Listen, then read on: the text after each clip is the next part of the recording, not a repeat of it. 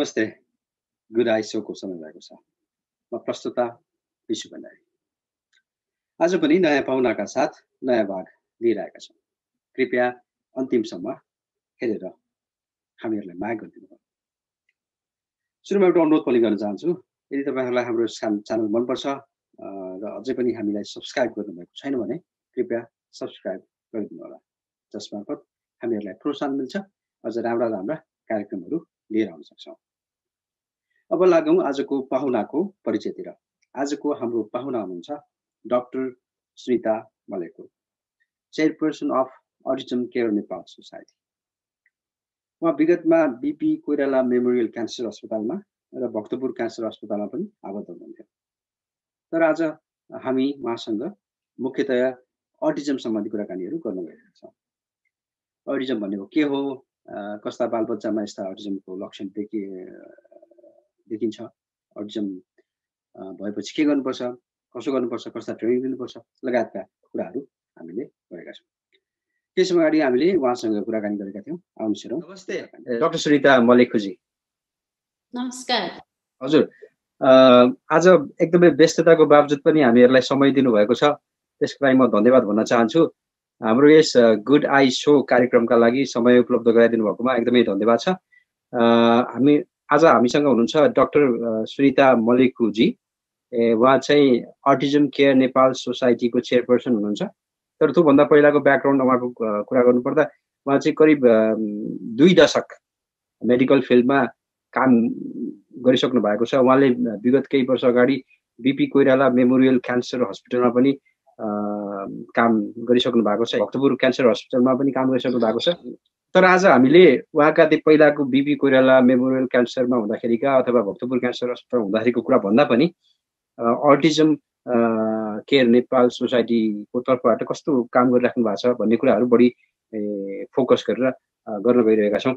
ठिकै छ, अहिले सुरुमा उहाँलाई हामीले स्वागत गरिहाल्यौँ। अब चाहिँ हजुरलाई थोरै कुरा सोध्न मन लाग्यो हाम्रो तपाईँको आजको अटिजमको कुरामा जानुभन्दा अगाडि। हजुर यो बीपी कोइराला मेमोरियल क्यान्सर हस्पिटलमा अनि भक्तपुर क्यान्सर हस्पिटलमा काम गरिराख्नु भएको थियो होइन, सायद head of the department of एनेस्थेसियामा होइन। अनि त्यो बेलामा अटिजम सम्बन्धी काम त गर्नु भएको थिएन क्यारे होइन, तर कुन चाहिँ एउटा मोड आयो अनि जसरी तपाईँ अटिजम सम्बन्धी काम गर्न सुरु गर्नुभयो, त्यहाँबाट जाउँ न। हजुर, मैले चाहिँ बीपी मेमोरियल क्यान्सर हस्पिटल 2004 मा जोइन गरेको थिएँ र 2006 मा चाहिँ मेरो छोराको जन्म, क्रितको नाम क्रित हो, र हामी हस्पिटलमै बस्थ्यौँ क्वार्टरमा र बाबु त्यही नै हुर्केको हो लगभग। सो नियर 2 हुँदाखेरि चाहिँ ऊ चाहिँ अलिकति फरक थियो। अब क्वार्टरमा त अरू पनि ऊ जस्तै उमेरको अरू बच्चाहरू पनि धेरै थिए, तर उसको डेभलपमेन्ट उसकै उमेरको उसँगै जन्मेका अरू बच्चाहरूको डेभलपमेन्ट भन्दा निकै नै फरक कस्तो भन्दाखेरि ऊ कसै पनि नहेर्ने, कसैलाई रिस्पोन्स नगर्ने। जस्तै हामी कामबाट फर्किँदाखेरि पनि अब एउटा लगभग 2 वर्षको बच्चाको पनि मतलब हुँदैन थियो भन्नाले आफ्नो सराउन्डिङ, आफूसँगको सोसियल अवेरनेस उसमा थिएन। ऊ चाहिँ एकै किसिमको एक्टिभिटिजहरू गर्ने, कोठामा कुदेकै गर्ने, सामानहरू घुमाएको, रिपिटेटिभ बिहेभियरहरू भन्नाले एउटा चाहिँ कम्युनिकेसन थिएन, अर्को मान्छेलाई रिस्पोन्स गर्दैन थियो र अर्को चाहिँ रिपिटेटिभ बिहेभियरहरू थियो। र यो के हो भन्ने कुरा मलाई पनि थाहा भएन, श्रीमानलाई पनि थाहा भएन। र त्यहीँको पिडियाट्रिसियनहरू 2-4 जनालाई सोध्यौँ पनि, तर कतैबाट इस्यु छ, यो अटिजम हुन सक्छ भन्ने चाहिँ सङ्केत पाइएन। र लगत्तै हामी काठमाडौँ आएका थियौँ र एउटा साथीले चाहिँ एकचोटि देखाउनुहोस्, क्लिनिकल साइकोलोजिस्टहरूलाई देखाउनुहोस् भन्ने कुरा आएपछि चाहिँ मैले खोज्दै गएँ। एकजना साइकाट्रिस्ट साथी भेटेपछि चाहिँ उहाँले चाहिँ यो चाहिँ डिसअर्डर हो भन्नुभयो। र मेरो लागि पनि त्यो पहिलो म क्लिनिसियन हुँदाहुँदै, मेरो हस्बेन्ड क्लिनिसियन हुँदाहुँदै पनि मेरो लागि पनि अटिजम चाहिँ त के पनि नै लागेन, के हो बुझेको थिइनँ, त्यसैले के पनि नै लागेन।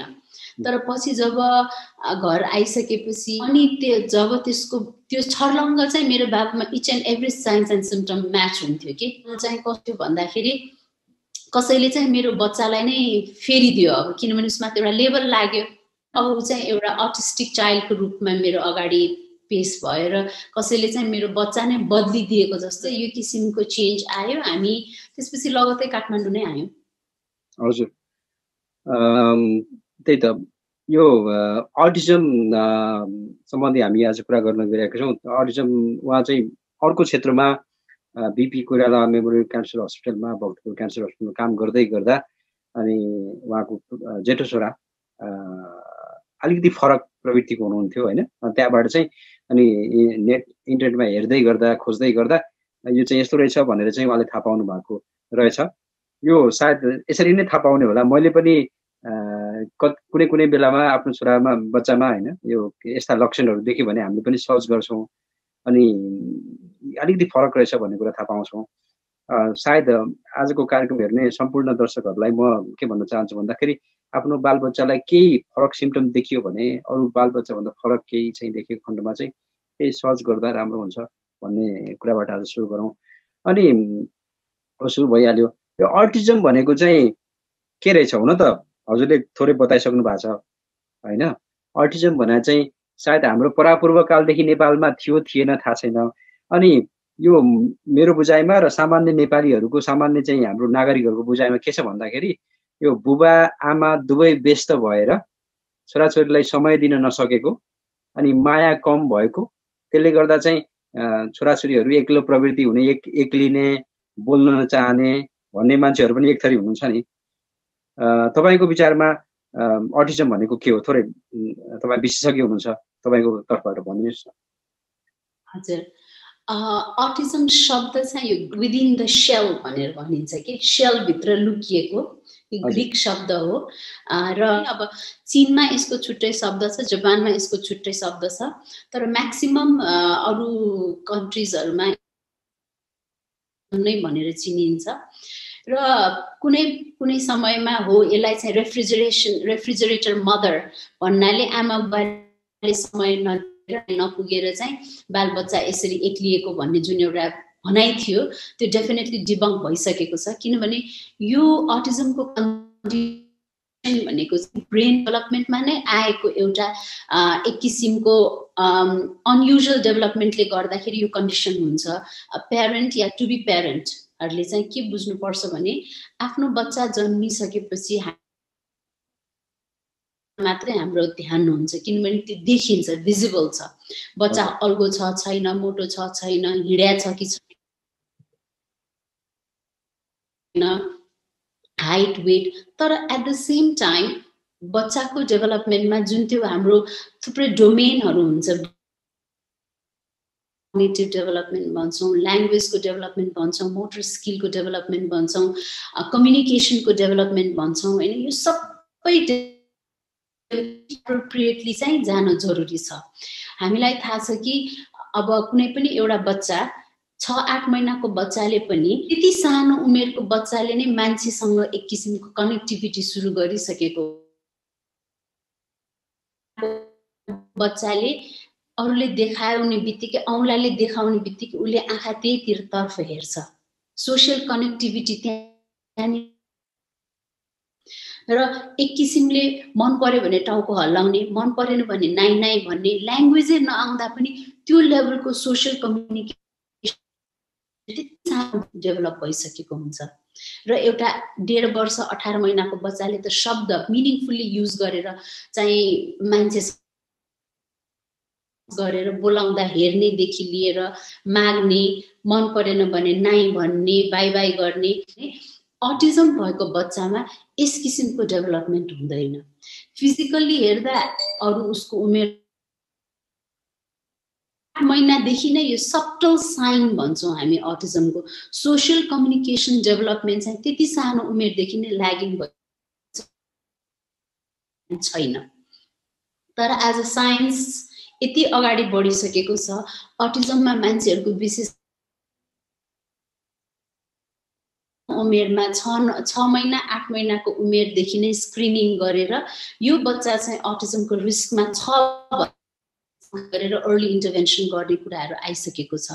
त्यसैले हामीले अटिजमलाई चिन्दाखेरि प्यारेन्ट्सहरूले चाहिँ फिजिकल एज एप्रोप्रिएटली उसले रेस्पोन्स गरिरहेको छैन, मान्छेसँगको सम्बन्ध आदान प्रदान छैन, बोलाउँदा हेर्दै र आफ्नै संसारमा रमलिरहेको जस्तो देखिने, मान्छेसँग कनेक्ट नभइकन मान्छेमा भन्दा बढी सामानमा कनेक्टेड हुने, रेपिटेटिभ बिहेभियरहरू देखाउने, एकै किसिमको रुटिनमा बस्न रुचाउने, साथसाथै अरू सेन्सोरियल प्रब्लमहरू पनि हुन्छ। सर्टन आवाजहरूमा कान थुन्ने, एकदमै त्यतिखेर एङ्जाइटी चाहिँ जस्तो यो भ्याकुम क्लिनरहरूको आवाज, मिक्सरहरूको आवाज, होइन, बच्चा रोएको आवाज सहन नसक्ने हो। यसरी चाहिँ सोसियल कम्युनिकेसनमा डिसअर्डर देखियो, साथै रेपिटेटिभ बिहेभियरहरू देखियो भने चाहिँ हामीले अटिजम हुन सक्छ।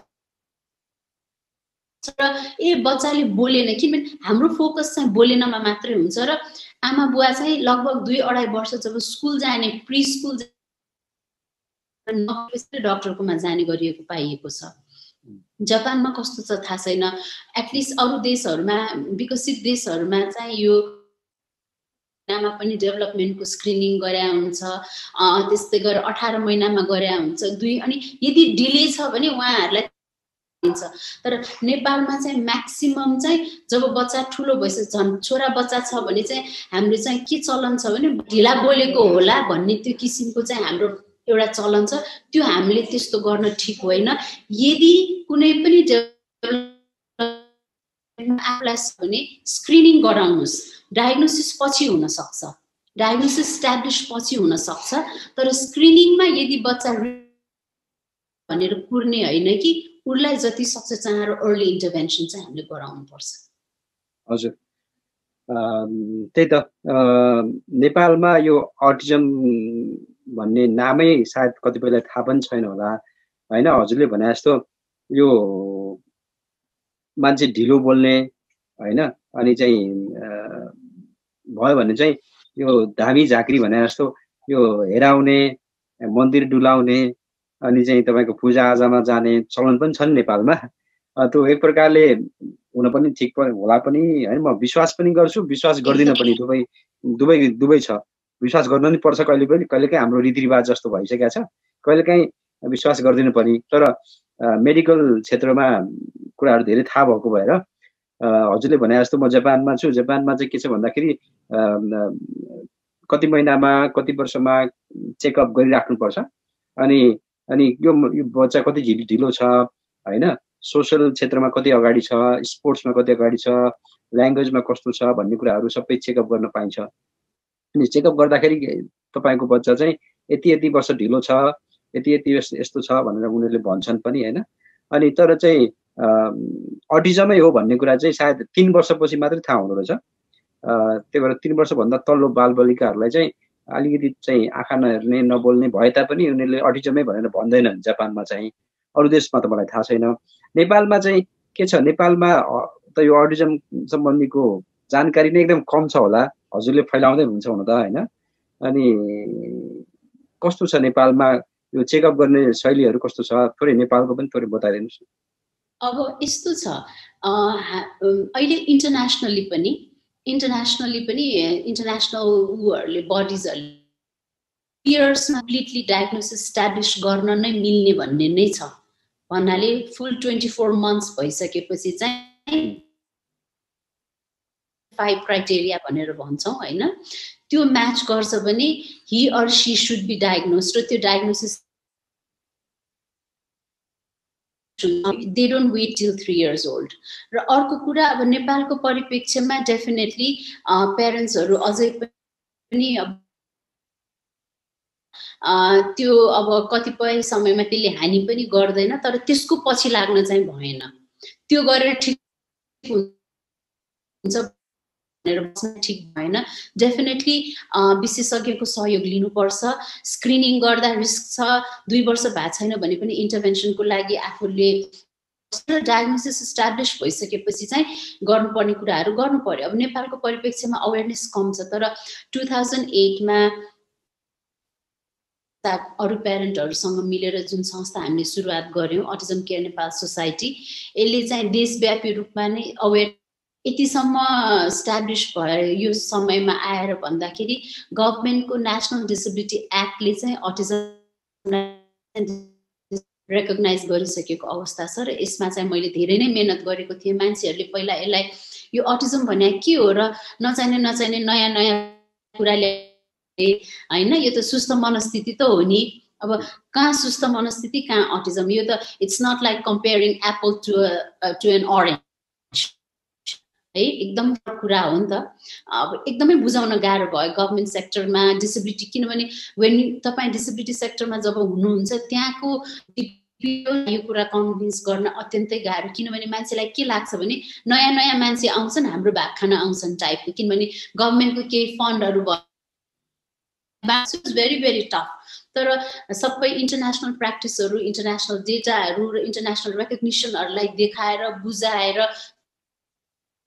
कन्सिस्टेन्टली चाहिँ उहाँहरूले चाहिँ यसलाई मान्नलाई चाहिँ बाध्य हुनुभयो नाउ इट इज रेकग्नाइज्ड र काठमाडौँमा अटिजम केयर नेपाल सोसाइटीले नेसनलहरू गरिरहेछ र हाम्रो सबैभन्दा ठुलो काम भनेको हामी अभिभावकहरूलाई सशक्तिकरण गर्छौँ किनभने अनफर्चुनेटली विकसित राष्ट्रहरू अर्ली इन्टरभेन्सनहरू छैन गभर्नमेन्टले अटिजमको लागि सर्भिसेसहरू बनाएको छैन भनेपछि सबैभन्दा ठुलो रेस्पोन्सिबिलिटी प्यारेन्टको नै हुन्छ कम्प्लेक्स खालको डिसेबिलिटी छ जबसम्म अटिजमलाई हामीले बुझ्न सक्दैनौँ बच्चालाई हामी चाहिँ कुनै किसिमले चाहिँ तालिम र अभिभावकको तालिमको चाहिँ त्यहाँनिर एकदमै ठुलो महत्त्वपूर्ण भूमिका हुन्छ र 2009 बाट नै यो काम हामीले लगभग 32-33 जिल्लाकै प्यारेन्ट र अहिले आएर 2015 पछि चाहिँ उहाँहरू नै ट्रेन प्यारेन्ट्सहरूलाई चाहिँ हामीले लगभग 6वटा प्रोभिन्सहरू चाहिँ सुरु भएको छ अटिजम केयर नेपालकाबाट तालिम प्राप्त अभिभावकहरूबाट सो यो चाहिँ कस्तो भन्दाखेरि we are helping them to help others र प्यारेन्ट नेटवर्क ग्रुप चाहिँ यसरी चाहिँ फैलिँदै गइरहेको अवस्था छ तर डायग्नोसिस गर्ने र इन्टरभेन्सन गर्ने प्रोफेसनलहरूको चाहिँ हामीसँग असाध्यै कमी छ हजुर त्यही त अनि थोरै एउटा कुरा सोध्न मन लाग्यो यो अटिजममा चाहिँ तपाईको उपचार भनौँ कि के भनौँ यसमा सायद ट्रेनिङ दिनुपर्ने होला उपचार भनौँ कि औषधि खाएर सन्चो हुने त होइन यो चाहिँ एकपटक अटिजम लागेको छ भन्ने अटिजम रहेछ भन्ने थाहा भयो भने चाहिँ यो चाहिँ जिन्दगीभरि नै रहिरहने चिज हो मेरो चाहिँ अन्डरस्ट्यान्डिङ चाहिँ होइन अनि यसको तैपनि यसलाई अलिकति कम गर्न त सकिन्छ होइन ट्रेनिङ दिएर उसलाई चाहिँ अलिकति फरक के अरे गर्न सकिन्छ होइन भन्ने कुरा पनि मैले सुनेको छु तपाईहरु सायद तपाईहरुको यो सोसाइटीले अटिजम केयर नेपाल सोसाइटीले पनि धेरै त्यस्ता ट्रेनिङहरू उपलब्ध गराउनुहुन्छ होला जस्तै त्यहाँ जानुभन्दा अगाडि तपाईलाई एउटा सोध्न मन लाग्यो यो अटिजमका सिम्पटमहरू अघि तपाईले भन्नुभएको थियो यो 1 वर्ष 2 वर्ष 3 वर्ष 4 वर्ष यो वर्षपछि अलिकति फरक त हुन्छ होला 1 वर्ष हुँदाखेरि चाहिँ कस्तो सिम्पटम हुने हो अनि 2 वर्षमा लागेपछि कस्तो 3 वर्षमा कस्तो अनि त्यसपछि कस्तो हुने थोरै फेरि पनि भन्नुस् अघि सुरुमा नि भन्दिनु भएको थियो भन्नु त यस्तो हुन्छ बच्चा डेभलप हुँदै जाँदाखेरि उसको चाहिँ एज एप्रोप्रिएट डेभलपमेन्ट फरक हुँदै आउँछ डेफिनेटली हैन एउटा 1 वर्षको बच्चाले चाहिँ फर्केर हेर्नुपर्छ रेस्पोन्स भन्छौं हामीले कुनै पनि एउटा न्यूरोटिपिकल बच्चालाई बोलाउँदाखेरि हेर्नुपर्छ है बाबु या है नानी भनेको छैन उनले हेर्छ द्याट्स द नेचुरल डेभलपमेन्ट तर एउटा अटिजम भएको बच्चाले त्यसलाई रेस्पोन्स गर्दैन र कतिपय समयमा पेरेन्टहरूले चाहिँ र थुप्रै पेरेन्टहरू जस्तै कि 2-2.5 वर्षसम्म कुरिकन कोही त 3-4 वर्षसम्म कुरिकन नाका र फेरि एउटा पेरेन्टहरूलाई त्यति नै खेरि के पनि थाहा हुन्छ भने उसलाई मन पर्ने कुराको शब्द के भन्यो भने उले फर्केर पनि हेर्छ सो नै होइन उलाई चाहिँ त्यो मान्छेसँगको जुन एउटा कनेक्टिभिटी छैन के बोलाउँदा रेस्पोन्स गर्नुपर्छ भन्ने वर्षको बच्चाको सबैभन्दा सिग्निफिकेन्ट सिम्पटम भनेको रेस्पोन्स नगर्ने है चाहिँ जस्तै कि कुनै पनि मान्छेले कोही कुरा मन पर्ने राम्रो कुरा यसरी पोइन्ट गर्यो भने हामी सबैजनाले चाहिँ त्यो ठाउँमा हेर्छौँ। त्यो भनेको पनि एउटा नेचुरल रिस्पोन्स हो, त्यसलाई हामी जोइन्ट अटेन्सन भन्छौँ। हामी जोइन्टली कुनै एउटा कुरामा ध्यान दिन्छौँ। त्यो भनेको पनि मान्छे मान्छे बिचको कनेक्टिभिटी हो। अटिस्टिक बच्चाले या चाहिँ उसलाई मन परेको कुरा पनि उसले त्यो ठाउँमा पोइन्ट गर्दैन र इभेन्चुअली 12 महिना 15 महिनाको बच्चा माग्ने हुन्छ या चाहिँ पोइन्ट गरेर चाहियो, शब्द नआइसक्दा पनि गरेर माग्छ। त्यो भने कम्युनिकेट गर्न थालेको भयो र बिस्तारै बिस्तारै पानीलाई पासम्म भनेर माग्ने हैन र मन परेको कुरा देखाइहाल्ने, अरूले कुरामा एकदम खुसी हुने इत्यादि कुराहरू भइसकेका हुन्छ र बिस्तारै 18 महिनादेखि 2 वर्षको बच्चाले त केही न केही शब्द नै प्रयोग गर्न थालिसकेका हुन्छ। नाइ, बाई बाई, आम, बुबु हैन, तर मिनिङफुल्ली पापा, बा, मा यस्तो वर्ड्सहरू। कोहीले त सेन्टेन्स, बच्चाहरू फरक फरक हुन्छ। कसै बच्चा त 2 को बच्चाले सेन्टेन्स लेभलमा बोल्ने पनि भइसकेका हुन्छ र आफ्नो उमेरको बच्चाहरूसँग एकदमै इन्ट्रेस्टेड हुन्छ उनीहरू, बच्चासँग खेल्छन्। र अटिस्टिक बच्चाहरू चाहिँ के हुन्छ भने बच्चासँगै बसे पनि बस्छन्, नबस्ने होइन, तर एक ग्रुप बच्चा आदान प्रदान त्यहाँ पनि आफ्नो फेभरेट सामानसँग रमाइलो बसेर देखिन्छ कि उनीहरूसँग घुल मिलेर खेल्न जान्दैन, किनभने गेमको हुन्छ त्यो फलो गर्न अटिस्टिक बच्चालाई आउँदैन। जस्ट बिकज उसलाई अटिजम छ उसलाई रुल फलो गर्न आउँदैन। जस्तै कि लुकामारी खेल्ने रे, सोच्नुहोस् त, को लुक्ने र कसले खोज्ने त्यसको भित्री माने नबुझिकन कसैले पनि लुकामारी खेल्न सक्दैन। मुसा बिरालो त्यो भित्री नबुझी त खेल्न सक्दैन नि त हो। यस्ता कुराहरू चाहिँ एकदम प्रष्ट देखिन्छ। उसलाई बाबु लुका भन्यो भने उसले इन्स्ट्रक्सन फलो गर्छ, खेल्न जान्दैन भन्नाले यसरी 6-9 महिनादेखि 1-2 वर्षसम्ममा मान्छेसँगको त्यो सोसियल कनेक्टिभिटी पनि भन्छौँ कि त्यो दोहोरो आदान प्रदान छैन, कम्युनिकेसन छैन र 2-2.5 वर्षसम्म नबोल्ने नहेर्ने भएपछि त झन्झनै र जति ठुलो हुँदै गयो, जति अब जस्तै अब ग्रेड 1 तिर जाने बच्चाको एज भयो या चाहिँ केजी तिर जाने बच्चाको एज टिचर्सहरूले भन्न थाल्छ ऊ फरक छ, ऊ अरू बच्चासँग बस्दैन, ऊ क्लासमा एक ठाउँमा बस्दैन, उसले सिकाएको कुरा ठिक सिक्दैन, ऊ आफ्नै सुरतालमा हिँडिदिन्छ हैन, गराएको कुरा गर्दैन, गएर कसैलाई धकेलिदिन्छ, कसैलाई पिट्दिन्छ, कसैको सामान हातबाट लुछेर लिइदिन्छ, किनभने उसलाई सोसियल अवेरनेस छैन हो। यस्तै क्रम हुँदै जाँदा अब टिन एजमा इस्यु फरक छ। So it's a process. अनि यो चाहिँ तपाईको 1 वर्ष हुँदाखेरि चाहिँ अलिअलि बोल्ने, तर 2 वर्ष हुँदाखेरि त्यो अलिअलि पनि कम हुने पनि हुन्छ कि कस्तो हुन्छ? यसलाई चाहिँ रिग्रेसन भनेर भनिन्छ, अटिजम रिग्रेसन भनिन्छ। जस्तै 14-15 महिनामा के शब्द बाबा पापा अब कतिको मिनिङफुल छ छैन त्यो प्यारेन्टलाई नै थाहा हुन्छ। शब्दहरू के भने जस्तै बललाई ब भन्ने, पानीलाई पापा भन्ने, 20 महिनाको पुग्दाखेरि त्यो टोटली नै बन्द नै हुने कि यसलाई अटिजमको रिग्रेसन फेज भनेर भनिन्छ। त्यस्तो चाहिँ बच्चाहरूमा धेरै बच्चाहरूमा त्यो किसिमको रिग्रेसन चाहिँ देखिन्छ। यो पनि अटिजमको सिम्पटम नै हो। ए हजुर। अनि यो सामानहरू चाहिँ मिलाएर राख्ने अनि माथि खप्टाएर राख्ने हैन, लम्बेर एकदमै त्यो गर्ने पनि सिम्पटम्स हो क्यारे हैन। अनि सायद अर्को चाहिँ तपाईको यो टेलिभिजनहरू देखाएर हैन, टेलिभिजनको चाहिँ त्यो एबीसीडी अथवा 1 2 3 4 सबै आउने रहेछ उनीहरुलाई आउन त। अनि टेलिभिजन सँगै चाहिँ भन्ने, तर फेरि के अरे प्यारेन्ट्सले सोध्दाखेरि चाहिँ नभन्ने, उसको मुड चले बेलामा भन्ने, अरू बेलामा नभन्ने पनि हुन्छ कि कस्तो हो? थोरै बताइदिनु। यस्तो हुन्छ जस्तै कि कम्युनिकेसन भन्नेपछि चाहिँ लिसनर हुन्छ, एउटा चाहिँ भन्ने मान्छे हुन्छ, त्यहाँनिर आदान प्रदान हुन्छ हैन। जस्तै अहिले तपाईँ र म कुराकानी हुन्छ, आँखाको एक्सप्रेसन चेन्ज गर्नुहुन्छ, बडी ल्याङ्ग्वेज चेन्ज गर्नुहुन्छ, फेसियल एक्सप्रेसन चेन्ज गर्नुहुन्छ। सो वी आर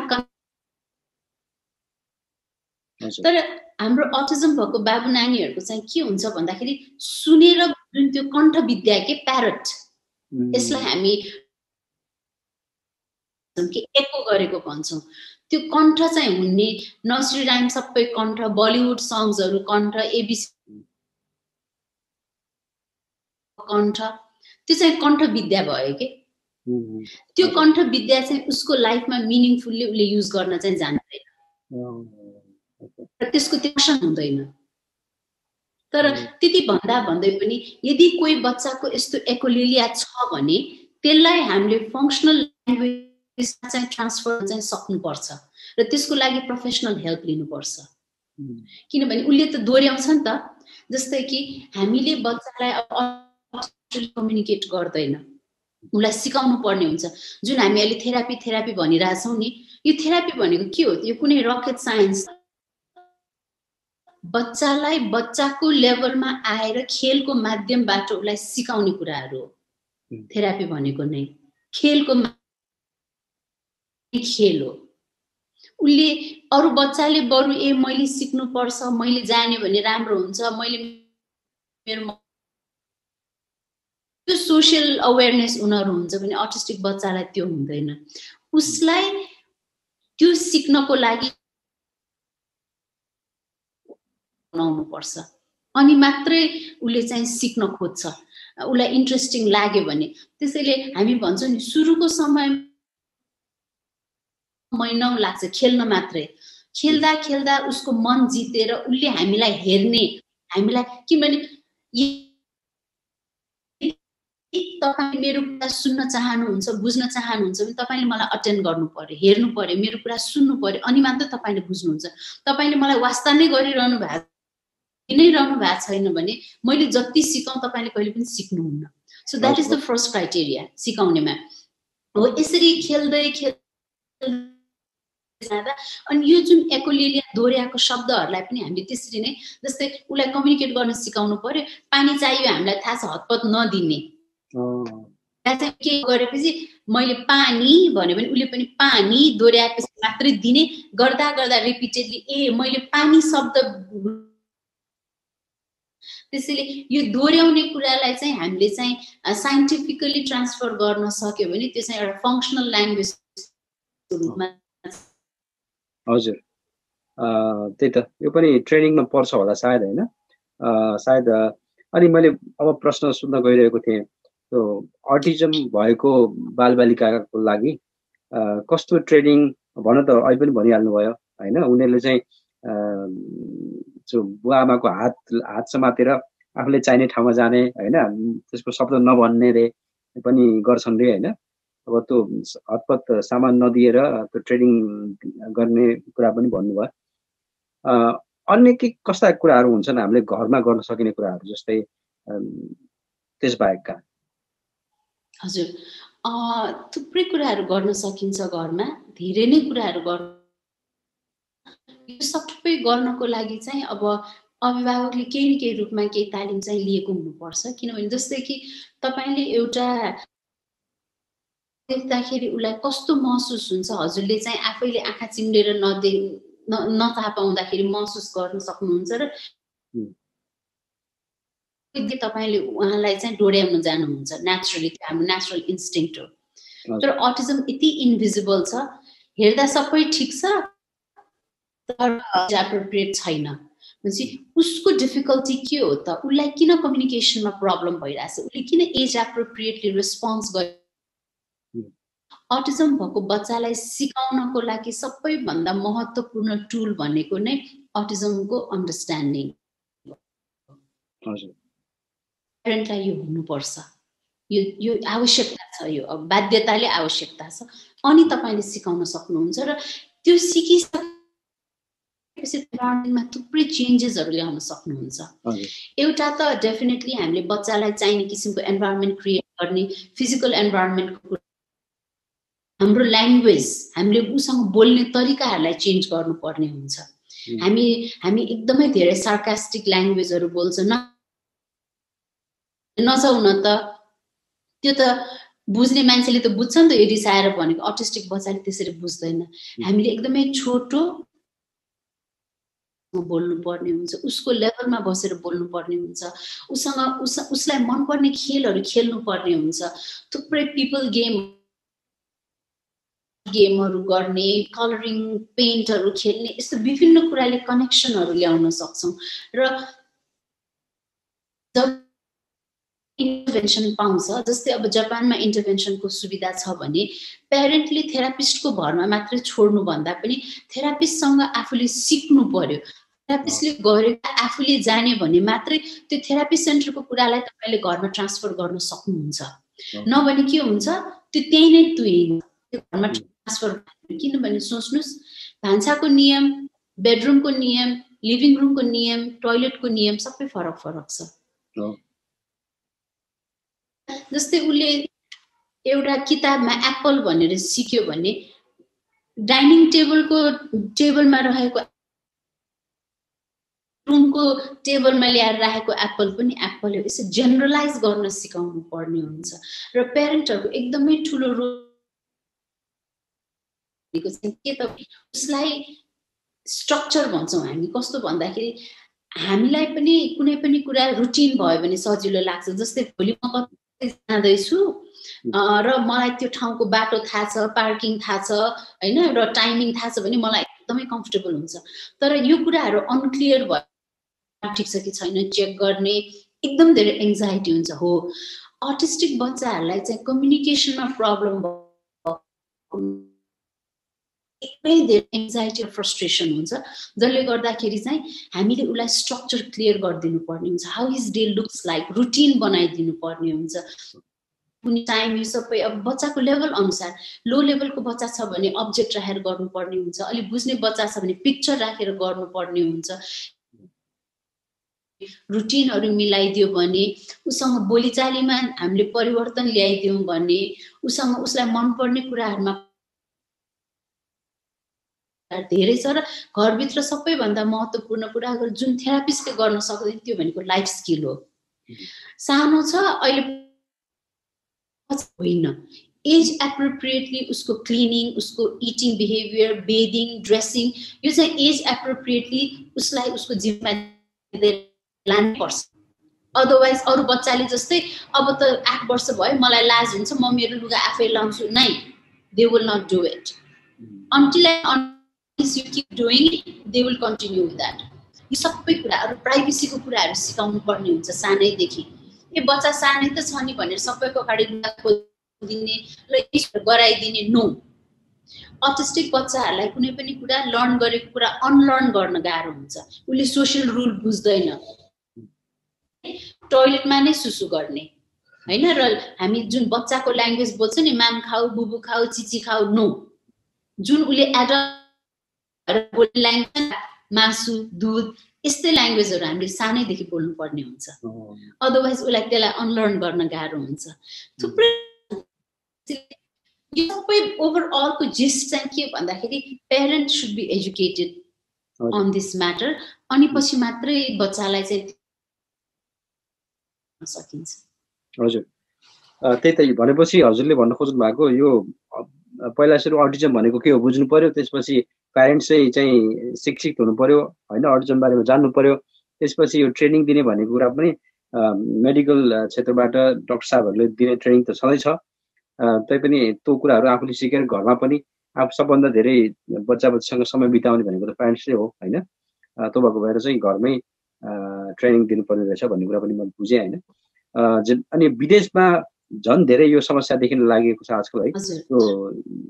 यो किन रहेछ? पहिला पहिला नदेखेको हो कि पहिला पहिला थाहा नभएको हो कि आजकल फेरि यो अटिजम चाहिँ धेरै देखिएको रहेछ, नेपालमा पनि धेरै देखिन थालेको छ अरे भन्दा सुनिरहेको छु। यो पहिला पहिला चाहिँ थाहा नपाएको मात्रै हो कि नभएको हो कि के हो यो चाहिँ? डेफिनेटली जसरी विदेशमा बढिरहेको त्यसैले त WHO ले यसलाई ग्लोबल पब्लिक हेल्थ क्राइसिस नै पनि भनिरहेछ हैन। हरेक 2 वर्षमा चाहिँ उ गरिरहेछ, नम्बर्सहरूलाई चेक गरिरहेछ। अब 1 in 68 भनेर आइरहेछ, 1 in 58 भनेर झन्झनै बढ्दैछ यो डिसेबिलिटी। र एउटा त हाम्रो डायग्नोस्टिक टुल बेटर भएको छ, मान्छेहरू अवेर डायग्नोस्टिक टुलहरु अब अहिले चाहिँ पहिला जुन एकदमै सटल साइनहरु हुन्थ्यो नि, अब अहिले त मान्छेहरुले 1.5 वर्षको बच्चालाई अटिजम छ भनेर भन्न सक्नुहुन्छ, तर हो 2 वर्ष नभए डायग्नोसिस एस्टाब्लिश गर्दैन, किनभने स्टेटले त्यसमा थुप्रै जिम्मेवारी लिनुपर्छ, थेरापिस्टहरु प्रोभाइड गर्नुपर्छ, जिम्माहरु लिनुपर्छ। तर नेपालको कन्टेक्स्टमा डेफिनेटली त्यस्तो सुविधाहरु त छैन। तर दुईटा कुरा, एउटा चाहिँ डायग्नोस्टिक टुल बेटर भएको हो, यसको अन्डरस्ट्यान्डिङ पनि बेटर भएको हो। पहिला नभएको अहिले बढेकोमा चाहिँ केसम्म फरक हुन सक्छ भने अहिले मान्छेहरुको मतलब फरक छ, प्यारेन्टहरुको स्ट्रेस फरक छ, चाइल्ड बेयरिङ एज फरक छ, वातावरण फरक छ, पहिला जस्तो शुद्ध कुराहरु छैन, but it's a genetic mutation that causes autism हो। अब के कुराले चाहिँ त्यो जिनलाई म्युटेट गर्छ, कुनै risk factor, it could be parent को age, it could be father को कुनै अरु issues, it could be tons of reason जसले mutation भइरहेको छ। So there could be tons of reason, तर definitely in यो globally नै बढिरहेको छ।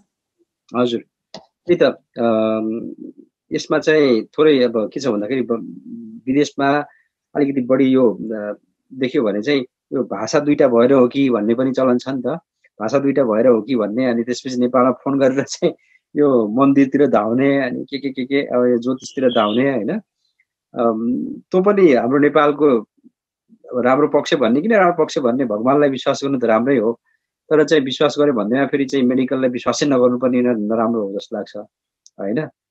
ठिकै छ, कतिपय हाम्रा दर्शकहरूले आज हाम्रो डाक्टर साहबबाट धेरै कुराहरू थाहा पाउनु भयो होला हैन, यो अटिजम बारेमा एटलिस्ट अटिजम भनेर चाहिँ के रहेछ भन्ने कुरा थाहा पाउनु भयो होला जस्तो लाग्छ। अब थोरै हामी कार्यक्रमको साथ अन्तिममा बिस्तारै बिट मार्ने पनि पर्छ, थोरै तपाईसँग कुरा गर्न मन लागिरहेछ। अर्को के छ भन्दाखेरि यो अटिजम लागेको अथवा अटिजम देखा परेको बालबालिकाहरूलाई राम्रै ट्रेनिङ दिएको खण्डमा उनीहरू चाहिँ नर्मल हामी जस्तै सामान्य भनौँ न नागरिकहरू हुन सक्छन् कि सक्दैनन् कि के छ हजुरको धारणा? पहिला म ल्याङ्ग्वेजको कुरा भन्नु है अलिकति, किनभने यो पनि इम्पोर्टेन्ट छ। यस्तो छ, अब कतिपय देशहरुमा अहिले एकदमै मल्टिलिङ्गल सिचुएसन नै छ, हेर्नुस् हैन। इभन अमेरिका छैन, कोरियन छन्, चाइनिज छन्, नेपाली छन् हैन। So it's a global issue, it's not only Japan. नेपालमै पनि अहिले म्याक्सिमम युज हुने भनेको इङ्ग्लिस। नेपालको अहिले परिप्रेक्ष्य नै त्यसरी एकदमै चेन्ज भइरहेको छ कि अंग्रेजी बढी बोल्ने घर घरमा पनि हैन, अब बाट पनि अंग्रेजी नै सिक्ने बच्चाहरू। डेफिनेटली मल्टिलिङ्गल हुनु नराम्रो कुरा होइन, त्यसले झन् बढी फाइदा नै हुन्छ भन्ने त्यस्तो रिसर्चहरूले देखाएको छ।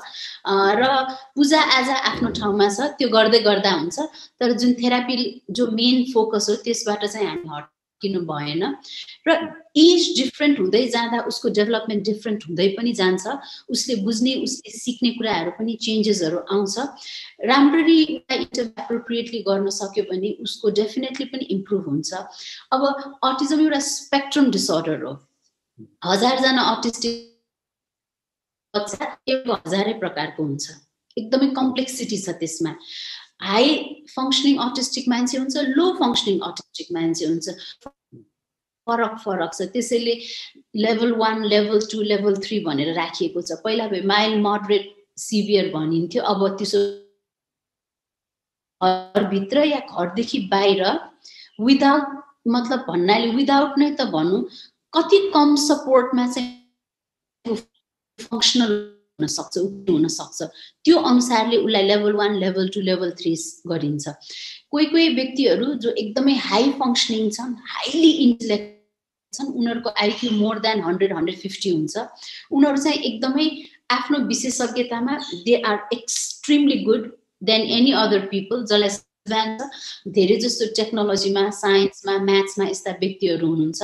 र उहाँहरू चाहिँ एक ठाउँमा बसेर अराइएको काम उहाँहरूको आफ्नो गर्नु, थुप्रै त्यहाँ स्ट्रक्चरल र त्यो अफिसियल चेन्जेसहरू चाहिँ ल्याएको हुन्छ। अब विदेश र दे आर क्वाइट इन्डिपेन्डेन्ट। किन त भन्दाखेरि त्यहाँ प्रेडिक्सन बेटर छ। ट्रेनको टाइम यति बजे यो स्टेसनबाट यति नम्बरको ट्रेन लिएर यो स्टेसनमा ओर्लिएपछि यति बेरमा यो ठाउँमा हजुर भन्न खोजेको। विदेश र नेपालमा पनि यो कुरा फरक छ कि मान्छे कति इन्डिपेन्डेन्ट हुन सक्छ भनेर, किनभने यो सबै स्ट्रक्चरले बनाउने कुराहरू भयो कि तालिम साथसाथै त्यो लेभलको स्ट्रक्चरहरू भयो भने उसले डेफिनेटली एउटा सर्टन लेभलको काम गरेर इन्डिपेन्डेन्ट हुन सक्छ, तर केही न केही सपोर्ट उसलाई चाहिन्छ नै। र कुनै ठुलो टेक्नोलोजीहरूमा नै यो सफ्टवेयरहरूमा इन्जिनियरिङहरूमा त्यसरी गरेर युनिभर्सिटी गरेकाहरू पनि छन्, म्यारिड लाइफहरू पनि छन् भने कोही कोही चाहिँ एकदमै लो एन्डमा हुने जसलाई चाहिँ थुप्रै नै सपोर्ट चाहिनेहरू पनि हुन्छन्। त्यसैले उसको इन्डिभिजुअल क्यापासिटी साथसाथै उसले पाएको त्यो थेरापी, त्यो एन्भाइरोमेन्ट र त्यो अपर्च्युनिटीहरू, त्यो सबैले चाहिँ उसको फ्युचरको इन्डिपेन्डेन्सीमा चाहिँ त्यसले चाहिँ डेफिनेटली डिपेन्ड। हजुर, भनेपछि यो अटिजम भने तापनि सबैलाई एकै रूपमा हेर्न सकिँदैन होइन भन्ने कुरा भयो, सायद मेरो अन्डरस्ट्यान्डिङ मैले बुझेको छु भने। अनि अटिजम हामी सायद कार्यक्रमको अन्तिममा पनि आइसकेका छौँ, थोरै कुराहरूसँग गर्नुपर्दा। अनि यो अघि तपाईँले भन्नुभएको थियो अटिजम यदि भएको मान्छेहरूमा दिमाग एकदमै राम्रो मान्छे पनि हुन्छन् होइन, अघि तपाईँले भनिसक्नु भयो। कतिपय चाहिँ यो त्यो क्षेत्रकै चाहिँ आविष्कार गर्न सक्ने चाहिँ दिमाग साइन्टिस्ट जस्ता मान्छे पनि उत्पादन हुनसक्छ अरे भन्ने कुरा पनि मैले सुनेको थिएँ। सबैलाई त भन्न मिल्दैन होला होइन, किन भन्दाखेरि सायद आफूलाई मनपर्ने कुरा चाहिँ दत्तचित्त भएर लाग्ने भएको भएर त्यो क्षेत्रमा चाहिँ उसले चाहिँ नयाँ नयाँ आविष्कार गर्न सक्ने होला मेरो विचारमा होइन, पक्कै पनि त्यही नै होला जस्तो लाग्यो। यो अटिजमलाई चाहिँ यसलाई के भन्न मिल्छ? रोग त होइन यो यसलाई हजुरले अर्को शब्दमा व्याख्या गर्नु पर्यो भने के भन्नुहुन्छ? अटिजमलाई चाहिँ न्युरो डेभलपमेन्टल डिसेबिलिटी भन्छ। ब्रेनको एउटा स्पेसल कन्डिसन हो। जस्तै हाम्रो ब्रेनमा लाखौँ हजारौँ न्युरोन्सहरू छ, वायर कनेक्सनहरू छ। अटिस्टिक ब्रेनको वायरको कनेक्सन डेफिनेटली तपाईँ हाम्रो भन्दा फरक छ। So it's a special condition of brain जुन चाहिँ तपाईँले सिटी एमआरआई गरेर त्यसरी देख्नुहुन्न, किनभने यो चाहिँ स्ट्रक्चरमा भन्दा पनि उसको फङ्सनमा आएको प्रब्लम भयो कि जुन त्यहाँ नेटवर्कमा समस्या छ, जुन त्यो डेभलपमेन्टको कारणले गर्दाखेरि। सो इट्स अ कन्डिसन, रोग त कदापि होइन, किनभने रोग त त्यसको चाहिँ ट्रिटमेन्ट हुन्छ होइन। ट्रिटमेन्ट गरेपछि त्यसलाई निको पार्न सकिन्छ रोग हुँदो। यो त एउटा ब्रेनको एउटा स्पेसल कन्डिसन हो जसलाई चाहिँ हामीले चाहिँ त्यही किसिमले सिकाउँदै गएपछि इम्प्रुभ हुन्छ, रिकभर गर्छ, मान्छेले चाहिँ हामीले जस्तै नै लाइफ जिउन सिक्छ होइन, त्यो कुराहरू छ। त्यसैले it's a special condition of the brain. यसलाई चाहिँ स्पेक्ट्रम डिसअर्डर भनेर भन्छ। हरेक बच्चा हरेक व्यक्ति अटिजममा फरक फरक देखा पर्छन्। हजुर, अनि थोरै मेरो एउटा सानो कुरा मलाई भन्न लाग्यो, स्पेसली नेपालमा चाहिँ अब जब डायग्नोसिस हुन्छ नि, क्लिनिसियनको रोल चाहिँ अलमोस्ट त्यहाँनिर नै, किनभने उहाँहरूलाई सिकाउने थेरापी गर्ने त फेरि छुट्टै विशेषज्ञहरू हुनुहुन्छ। अब विदेशमा अलि फरक डक्टर्सहरू पनि इन्भल्भ हुने विभिन्न कुराहरू छ होइन। त्यसैले हामीले चाहिँ अटिजमलाई चाहिँ मेडिकलतिर भन्दा पनि सर्टन रोल छ, तर नेपालमा एउटा डरलाग्दो के छ भने प्यारेन्टहरू जब भल्नरेबल हुन्छ उनीहरू ब्याङ्कक जान्छन्, इन्डिया जान्छन्, डक्टरको पछि लाग्छन् कि डक्टरको पछि लाग्न थाल्छन्। डक्टरले निको पार्न सक्दैन अटिजमलाई। डक्टर जब डायग्नोसिस दिनुहुन्छ नि उसलाई कसरी चाहिँ त्यो कन्डिसनमा सहयोग गर्ने भन्ने कुरा चाहिँ थेरापेटिक टेक्निकमा चाहिँ हामी लाग्नुपर्ने हुन्छ। हजुर, त्यही त। अनि अर्को नेपालमा पनि मेरो कतिपय चिनजानका मान्छेहरूका छोराछोरी अटिजम भएको, अनि काठमाडौँमा के अरे आफ्नो जिल्लामा चाहिँ अब त्यो थेरापीहरू लिने चाहिँ संस्थाहरू नभएको, अनि काठमाडौँ जानुपर्ने, काठमाडौँ गएर बस्दा साह्रै महँगो रहेछ भन्नुभएको थियो होइन। यो उपचार साह्रै महँगो छ भन्ने कुरा पनि मैले सुनिरहेको थिएँ। यो चाहिँ हजुर अब यो महँगो चाहिँ अब मान्छे अनुसार फरक हुने होला, महँगो सस्तो भन्ने त होइन। यो अरू अन्य देशको तुलनामा नेपालको यो अटिजमका यी ट्रेनिङहरू यो थेरापीहरू दिने जुन चाहिँ छ नि त्यो चाहिँ महँगो छ, अलिकति अफोर्डेबल छैन कि कस्तो छ नेपालमा चाहिँ? अब यस्तो छ, 3 महिने तालिम छ, 1 हप्ते तालिम छ, फरक फरक किसिमको हुन्छ। अब डायग्नोसिस एउटा कुरा सोच्नुहोस्, यसले नियरली 6 दिनको समय दिएको हुन्छ।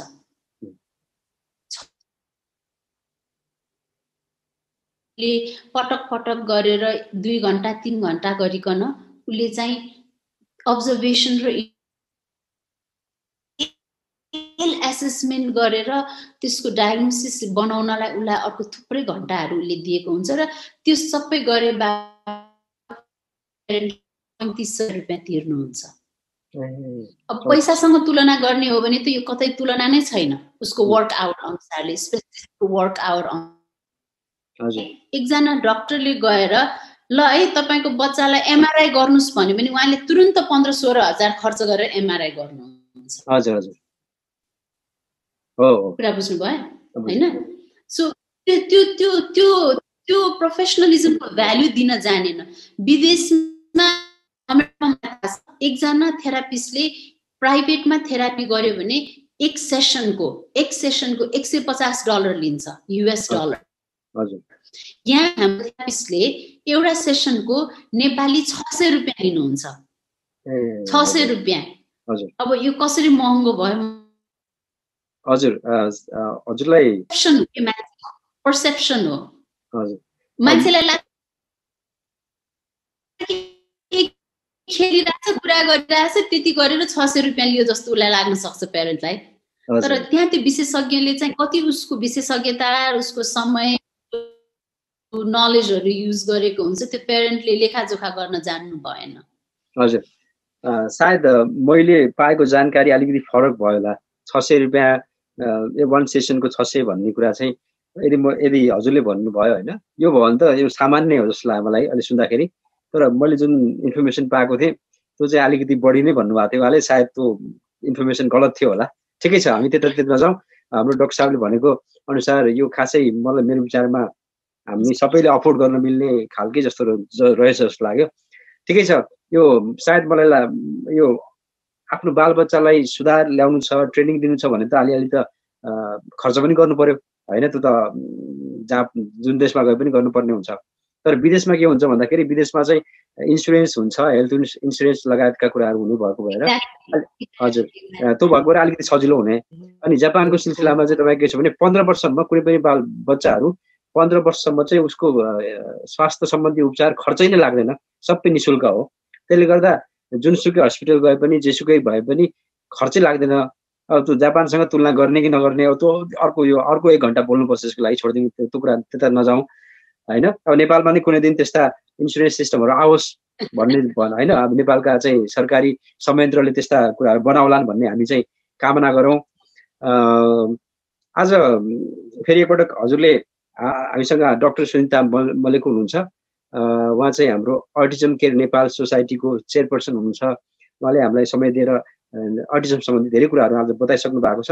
हुन त यो 1 घण्टामा हामीले अटिजम सम्बन्धी कुरा गरेर सकिँदैन, धेरै लामो कुरा छ यसमा होइन।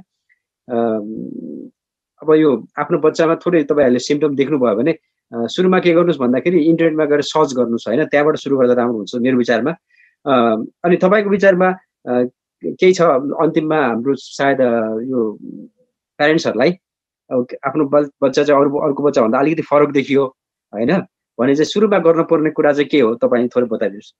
अब यस्तो छ कस्तो भने प्यारेन्ट्सहरूलाई आफ्नो एउटा हिन्च हुन्छ कि मेरो बच्चा चाहिँ केही चाहिँ फरक छ है भन्ने जब लाग्छ नि, त्यसलाई चाहिँ हाम्रो चाहिँ प्यारेन्टहरू चाहिँ डिनायल फेजमा बस्ने बानी हुन्छ कि मेरो बच्चालाई त हुनै सक्दैन, यो यस्तो होला, आफूलाई थमथमाउन थाल्छ होइन होला, ठुलो भएपछि के होला, मलाई मात्रै शङ्का लाग्यो होला। अनि हस्बेन्डले वाइफलाई, वाइफले हस्बेन्डलाई पनि नभन्ने कि त्यो डरले गर्दा डिनायल फेजमा हामी धेरै अड्छौँ। त्यसैले यदि आफूलाई केही पनि अलिकति पनि सङ्कोच लाग्न थालेको छ भने it's better you speak out, help लिनुहोस्, लिन हिचकिचाउने होइन। तपाईँको बच्चालाई यदि छ भने छ, त्यसमा तपाईँले कुनै लाज मान्नु पर्दैन। यो तपाईँले चाहेर या नचाहेर नहुने होइन या हुने होइन, इट्स नट यर चोइस। त्यो छ भने छ, त्यसैले हेल्प लिनुहोस् र जति सक्छ चाँडो स्क्रिनिङ गराउनुहोस्। यदि डायग्नोसिसको एज पुगेको छैन भने इन्टरभेन्सन, त्यसले फरक पर्छ। पक्नु न त डायग्नोसिस भएको छैन, हेरौँ न त, no, that will be very wrong. Intervention गर्न सुरु गर्नुहोस् अर्ली, किनभने बच्चाको बाई 6 years सिज हुन्छ र बच्चाको ब्रेन भनेको एउटा काँचो माटो जस्तो, वी क्यान मोल्ड इट। र जति धेरै फ्रिक्वेन्टली राम्ररी इन्टरभेन्सन उसलाई सिकाउने, खेल्ने, गराउने गर्दै गयो नि, त्यति छिटो उसको इम्प्रुभमेन्ट हुन्छ। र त्यसले गर्दाखेरि चाहिँ ऊ भोलि पर्सि कस्तो स्कुलमा जाने, स्कुलमा ऊ कतिको फङ्सनल हुने, त्यो सबै डिटर्मिनेसन त्यहाँबाट हुन्छ। अर्ली इन्टरभेन्सन राम्रो भयो भने प्री स्कुलमा ऊ फङ्सनल हुन सक्छ। त्यसपछि ऊ एउटा समावेशी शिक्षा दिनलाई तयार हुन्छ। मैले भने बुझ्नुभयो? इन्क्लुसिभ एजुकेसनको लागि ऊ रेडी हुन्छ कि अर्ली इन्टरभेन्सन गर्यो भने। तर 4 वर्षसम्म अर्ली इन्टरभेन्सन राम्ररी पाएन भने स्कुलमा पनि त्यसरी अरूसँग इन्क्लुड हुने अवसरबाट पनि वञ्चित हुन्छ कि। So there are lots of thing, ignore गर्नुहोस्। यदि शङ्का छ भने इग्नोर नगर्नुहोस्, हेल्प लिनुहोस्, इन्टरभेन्सन गराउनुहोस्। हजुर, हुन्छ। आज हामीसँग डाक्टर सुनिता मल्लिक हुनुहुन्छ, चेयरपर्सन अटिजम केयर नेपाल सोसाइटीको।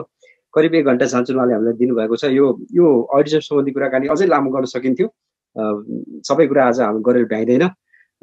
आजको कार्यक्रमबाट अटिजम सम्बन्धी कुराहरू थाहा भयो।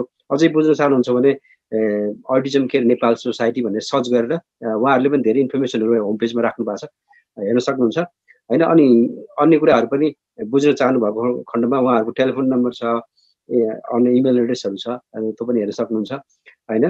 नेपालमा हुनुहुन्छ भने, विदेशमा हुनुहुन्छ भने चाहिँ त्यो देशको सम्बन्धित निकायमा सम्पर्क गर्न सक्नुहुन्छ होइन।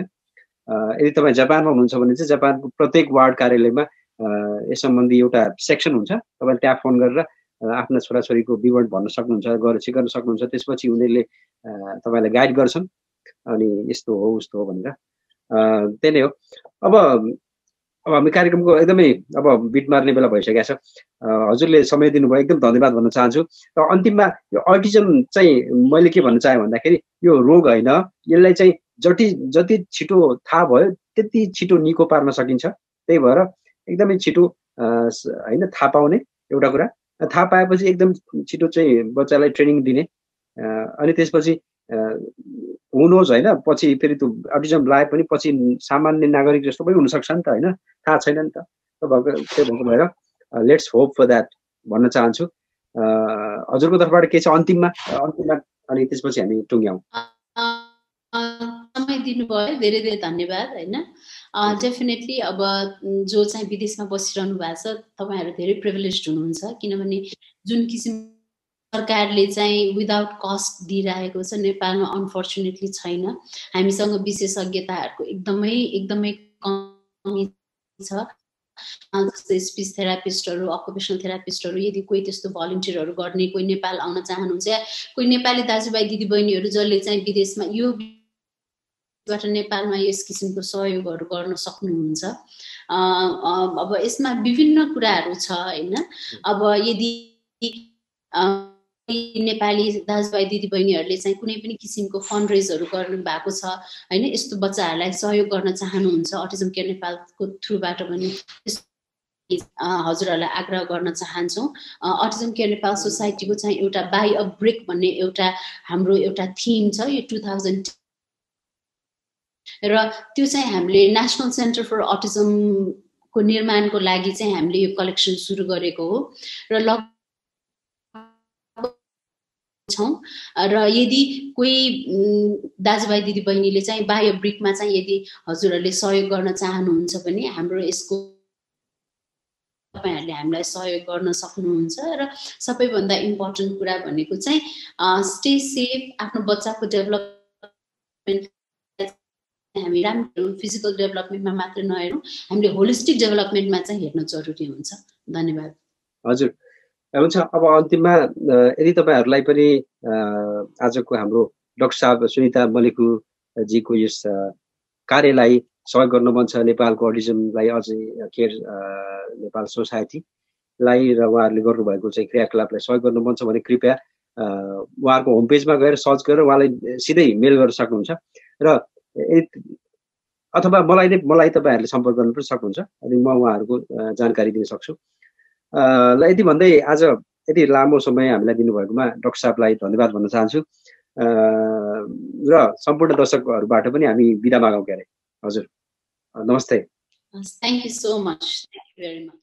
अन्तिमसम्म हाम्रो कार्यक्रम हेरेर बस्नुभएका सम्पूर्ण दर्शक महानुभावहरूलाई म धन्यवाद भन्न चाहन्छु, नमन टक्राउन चाहन्छु। तपाईँहरूलाई आजको हाम्रो कार्यक्रम कस्तो लाग्यो कृपया कमेन्ट बक्समा गएर लेखिदिनु होला। र अन्तिममा फेरि एकपटक यदि तपाईँहरूलाई हाम्रो कार्यक्रम मन पर्यो र हाम्रो यस युट्युब च्यानललाई सब्सक्राइब गर्नुभएको छैन भने कृपया सब्सक्राइब पनि गरिदिनु होला, जसमार्फत हामीहरूलाई प्रोत्साहन मिल्छ अझ राम्रा कार्यक्रमहरू लिएर आउन सक्छौँ। यति भन्दै आजको यस कार्यक्रमबाट म प्रस्तुता विशु भण्डारी बिदा माग्न चाहन्छु। फेरि अर्को हप्ता नयाँ पाहुनाका साथ नयाँ कार्यक्रम लिएर आउनेछौँ। त्यति दिनसम्मको लागि नमस्ते, फेरि भेटौँला।